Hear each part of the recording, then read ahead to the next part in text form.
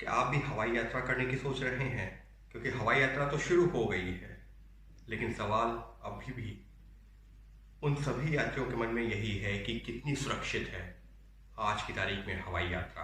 क्योंकि एक तरफ देश में कोरोना संक्रमण के मामले लगातार बढ़ते जा रहे हैं, करीबन 1.5 लाख मामले हो रहे हैं। तो ऐसे में भारत सरकार ने जो डोमेस्टिक लेवल पर हवाई यात्रा करने की शुरुआत की है, वो कितना सुरक्षित है? बहुत सारे लोगों के जहन में यही डर है। तो चलिए मैं आपको अपना अनुभव साझा करता हूँ, क्योंकि मैंने भी हवाई यात्रा की है। तो किस तरीके से चीज़ें बदली हैं। पहले की तुलना में निश्चित तौर पर हवाई यात्रा पूरी तरह बदल गई है, और अब वो डर निश्चित तौर पर देखा जा सकता है जो हवाई यात्रा करने वाले हर एक यात्री के जहन में बना हुआ है। आपको अगर हवाई यात्रा करने का प्लान कर भी रहे हैं तो उसके लिए कम से कम 2 घंटे पहले एयरपोर्ट ज़रूर पहुंच जाइएगा, वरना यकीन मानिए हो सकता है ऐसी भी नौबत आ जाए कि आपकी फ़्लाइट छूट जाए।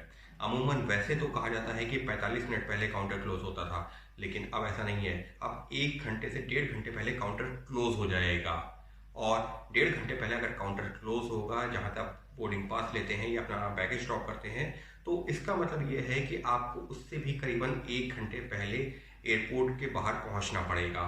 मैं ऐसा क्यों कह रहा हूँ? क्योंकि एयरपोर्ट के बाहर अब इतनी लंबी लाइनें लग रही हैं, और सोशल डिस्टेंसिंग का पालन करते हुए वो लाइनें और ज़्यादा लंबी हो जाती हैं।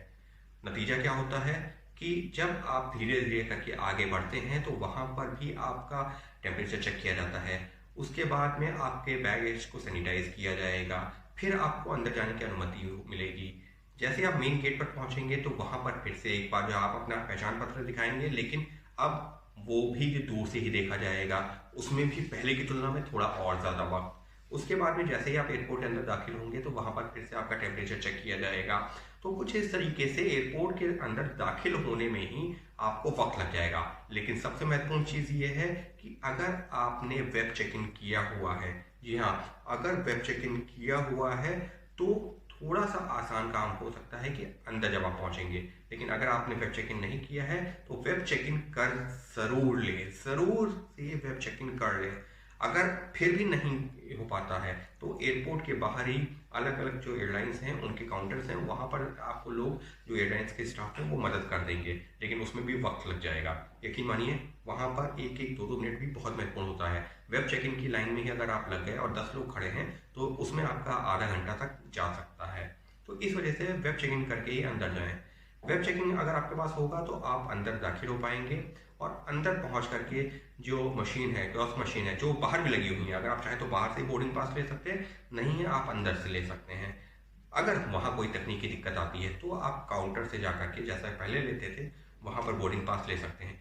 तो 3 जगह से आपको बोर्डिंग पास मिल सकता है। एक एयरपोर्ट के बाहर जो स्कैन एंड फ्लाई मशीन लगाई गई है, दूसरा अगर आप जो एयरपोर्ट के अंदर दाखिल होते हैं वहाँ पर जो कियोस्क मशीन लगी है, और तीसरा काउंटर से जैसे कि पहले लेते थे।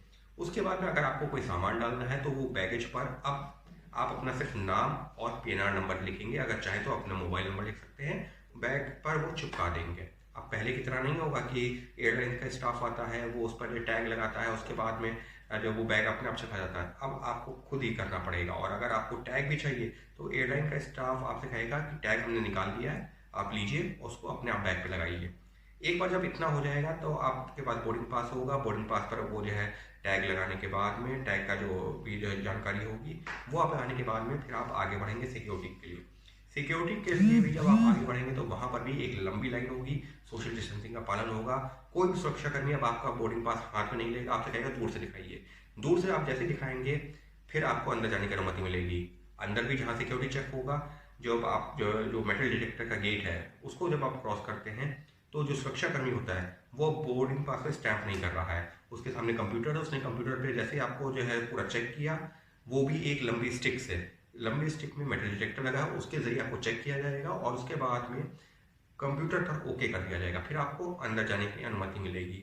अंदर पहुंचेंगे तो वहां पर भी सोशल डिस्टेंसिंग का साफ तौर पर पालन होता दिखेगा, और बहुत कम, पहले की तुलना में तो यकीन मानिए बहुत कम यात्री फिलहाल दिख रहे हैं। हालांकि अभी फ्लाइट की शुरुआत ही हुई है, लेकिन मैं अभी का अनुभव साझा कर रहा हूँ। उसके बाद में जब आप अंदर बढ़ेंगे तो अंदर जहाँ पर आपको बोर्डिंग गेट है, बोर्डिंग गेट पर भी एयरलाइन के कर्मचारी लगातार यही कहेंगे कि सुरक्षा का पालन कीजिए। आपको जो सुरक्षा का पालन करने के साथ में ही इससे भी जो कोरोना संक्रमण से बचाव की भी सावधानियां बरतनी है। उस तरीके से आपको लगातार अलर्ट किया जाएगा। उस दौरान फेस शील्ड भी दी जाएगी, मास्क भी दिया जाएगा, सैनिटाइजर से आपसे कहा जाएगा कि लगातार सैनिटाइज करते रहें। किसी को पानी पीना है तो पानी पीने के लिए आप हाथ से या कुछ हाथ से अगर आपको प्रेस करना होता है लीवर, वो नहीं करना होगा, पैर से करेंगे और हो जाएगा। तो कुछ इस तरीके से जब आप एयरपोर्ट में अंदर पहुंच चुके हैं, अब बोर्डिंग गेट के पास में जब अंदर दाखिल होंगे तो जो आपका बोर्डिंग पास होता है, जो वहाँ स्कैन किया जाता था, अब वो आपको खुद स्कैन करना पड़ेगा। कोई एयरलाइन का स्टाफ अपने हाथ में नहीं लेगा वो बोर्डिंग पास। स्कैन करने के बाद में आपको अंदर जाने की अनुमति मिलेगी और जब फ्लाइट में दाखिल होंगे फिर वहाँ पर सोशल डिस्टेंसिंग का पालन, लेकिन उस दौरान आपको फेस शील्ड लगाना ज़रूरी होगा, मास्क पहनना ज़रूरी होगा। और ये मास्क तो जब आप मेन गेट से एंटर करेंगे ना तभी से बहुत ज़रूरी होगा। और उस दौरान आरोग्य सेतु भी होना बहुत ज़रूरी है। अगर नहीं है तो आपको एक सेल्फ डिक्लेरेशन फॉर्म भरना पड़ेगा जिसमें अपनी जानकारी देनी पड़ेगी। उसके बाद में जब आप फ्लाइट के अंदर पहुंचेंगे, फ्लाइट के अंदर भी तस्वीर एकदम अलग होगी। ऐसा कुछ लगता है जैसे आप किसी अस्पताल के अंदर पहुंचे हों, जहाँ पर जो एयर होस्टेस हैं पूरी तरह पीपीई किट में होंगी, जो फ्लाइट अटेंडेंट्स हैं वो पूरी तरह पीपीई किट में होंगे। और यकीन मानिए ऐसा एक बार लगता है कि आप कहीं अस्पताल के अंदर जा रहे हैं, लेकिन वो होती फ्लाइट है। फ्लाइट के अंदर जाएंगे, आपसे कह दिया जाएगा अगर आपको पानी नहीं चाहिए आप अपने आप ले लीजिए, क्योंकि एयर होस्टेस वो नहीं दे रही हैं फिलहाल फ्लाइट में।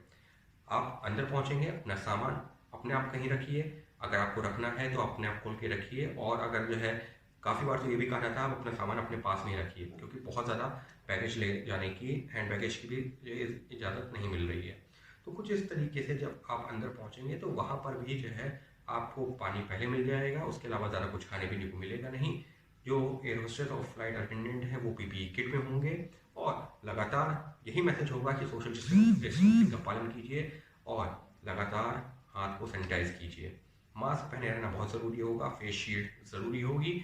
और आप जब अपने गंतव्य पर पहुंचेंगे तो वहाँ पर पहुंचने के बाद भी सोशल डिस्टेंसिंग का पालन करके ही प्लेन से उतरें। हालांकि फ़िलहाल कई बार ऐसा हो रहा है कि लोग तो वहाँ पर आकर के सोशल डिस्टेंसिंग भूल रहे हैं, जो कि एक बहुत बड़ी गलती है, उसका ध्यान रखें।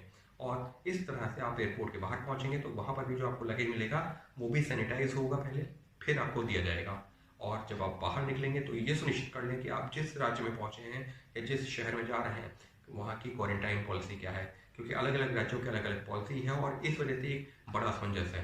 तो क्वारंटाइन कहीं ऐसा ना हो कि आप बाहर निकलें आपको 14 दिन के लिए क्वारंटाइन किया जाए, कहीं 21 दिन के लिए, कहीं 7 दिन के लिए, तो वो ज़रूर चेक कर लें। और ये भी चेक कर लें कि कहीं उस राज्य में पहुँचने के लिए किसी पास की ज़रूरत तो नहीं है। तो इस तरीके की सावधानी बरतना ज़रूरी है और उसके बाद ही करें आप आगे की हवाई यात्रा।